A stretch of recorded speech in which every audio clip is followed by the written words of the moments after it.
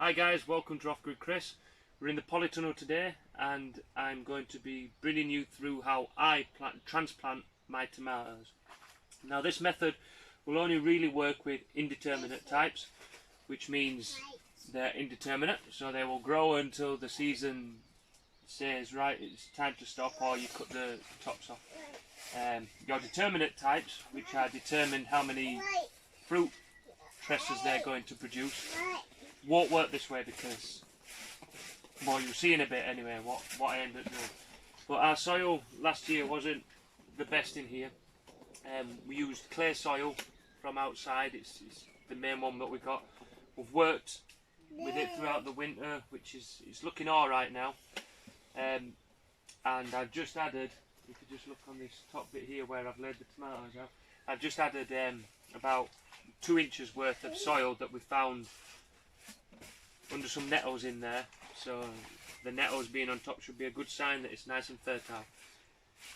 There is just 2 ingredients that I use when planting tomatoes. If obviously you got really good compost soil, then you can go with it, but obviously we don't have much here and I do like to feed them from the bottom rather than from the top if I can. So the first one is nettles. Now nettles are great because, well, they're just absolutely amazing. They're full of a lot of nutrients that are great for them, but mostly what I'm looking at, I'd pick fresh nettles as well. A lot of people may, if they use nettles or comfrey, may break them down for a bit, but that gives them a quick fertilizer more or less right away, as I like to use them fresh because mainly what I'm looking for these is the calcium levels and also the potassium, so when they're bearing fruit that is going to be vital, and that towards the end of the season is when these tomato plants will really be flagging and this soil will be diminished. This is when this is going to really kick in over towards even this year, you know, when at the beginning planting it could be put them in this year with this, and then next year they're starting to get the feed still from it, because they will take a while to break down.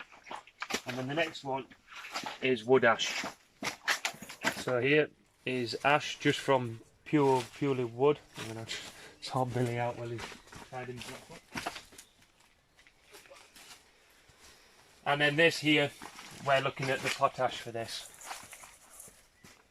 Okay, which again, you want to be careful using too much wood ash, because you will neutralise the pH of your soil. Ours is slightly on the acidic side, which is what tomatoes really want. Really, if your soil is any more acidic than 5.5 pH, you don't really, well, tomatoes won't really plant in them, so wood ash will be a good route to go, or lime, whichever you fancy. Right, so I'll bring you in now, and I'll show you what I do.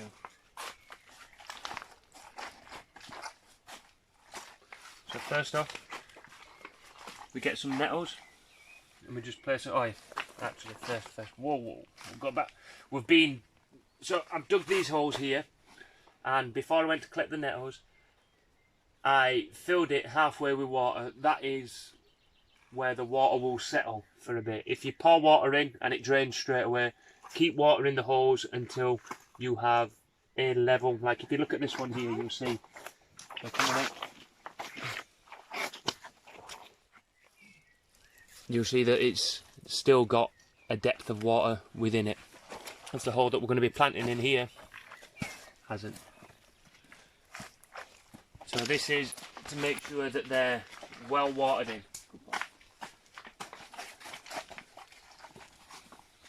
Leave that alone. So, first off, put a nice amount of nettles in. Remember, these holes as well are deep. Okay, so I've dug them nice and deep. Like I say, I'll show you afterwards. A nice amount of wood ash in, and then I add a layer of the soil already from the bed. This will then stop any of the roots getting burnt right away. I then pick my tomato, take it out of the pot. You see it's got a lovely structure there to it. nicely in here. And then I take away the top few leaves. Remember, like I said, this won't work with determinate types, only indeterminate. So you want to be careful breaking them that you don't rip the skin. Okay, so you just twist it all one way and then back and then down and then up and across until it just taps off. Put the leaves back in because obviously it's all going to be good fertiliser for it, and then drop it in. And what I'm really looking for is to have a nice height, so I'll even take one more layer off. To have a nice height above soil line. I do end up, you'll see later on in later videos, taking this even higher up. But I have had it where I've only had really this top before, just planted in. Because again, the deeper down you go, the more beneficial it will be for it, because on tomatoes they have these really fine hairs. If you come right in and see, we've got really, that's it, Billy will do that in a minute. We've got really fine hairs here. All of these have a chance of rooting and becoming roots. So the deeper you put a tomato, the better it is. Again, I'll just fill in the soil then around it. Hang on, back up, because we're filming, I've bloody schoolboyed it. Hang on, whoa, whoa. So before we do any of that, we've got the line. Oh, that was a big mess, wasn't it, Billy? So then, this line attaches to the top, and this is what I use to guide the tomato up. So this is my trellis, if you like. So I'll just wrap it a bit, put it down at the bottom so it's got a little bit of slack, and then I'll plonk the tomato on it there, and then I just fill it down nice and steadying around, packing it in, not too tight but just making sure that it's running around it. Now what I do then is I try and create this mound up above it like this, because what I don't want is, and then around, and then this, when it's watered from top, then it won't just sit on the stem and rot the stem. And then the purpose of this is then to just wind it as the tomato grows taller.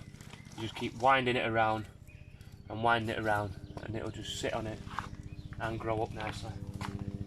So for that again, I'll show you in proper time. I'll show you properly this time, first time, how I do it, just so you've got one more.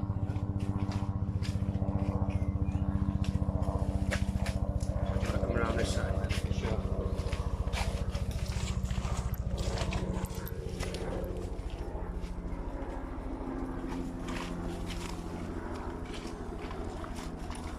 Apologies for the helicopter, we don't actually have much stuff going around. First off then, nettles in the hole. A good amount of nettles. A good amount of nettles. Then, get a little sprinkling of wood ash.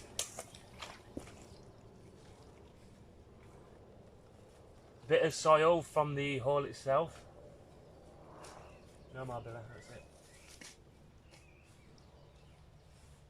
Make sure that's down nice and tight.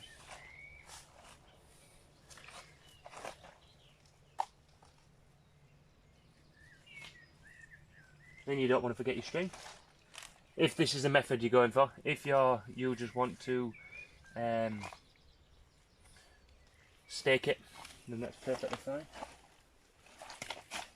And then this goes at the bottom, remember, making sure there's a bit of slack as well. No, Billy, quit that now. So remembering on your tomato, take the leaves off, chuck them back in the hole. Take leaves off, back in the hole.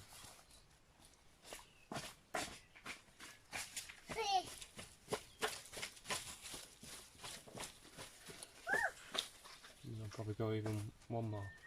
Like I say, they're perfectly fine if they're indeterminate. If they're determinate, you don't want to be doing this because you're taking away again their determined amount of leaves and trusses to produce, fruit trusses that is, to produce. Take it out, inspect it, which it looks perfectly fine. Making sure that's down at the bottom.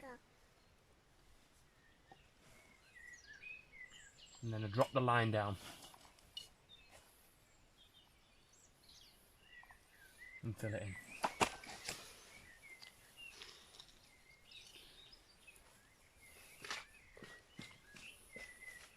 Which is easy, as you can see. The old shredded up straw from last year that we tried to put in with this as well, which we put at the bottom of it for the try and make it a bit more nutrient rich. And then we come in and mound up around it.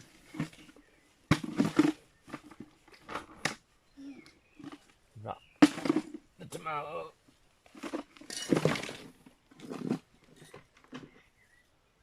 around here, like so.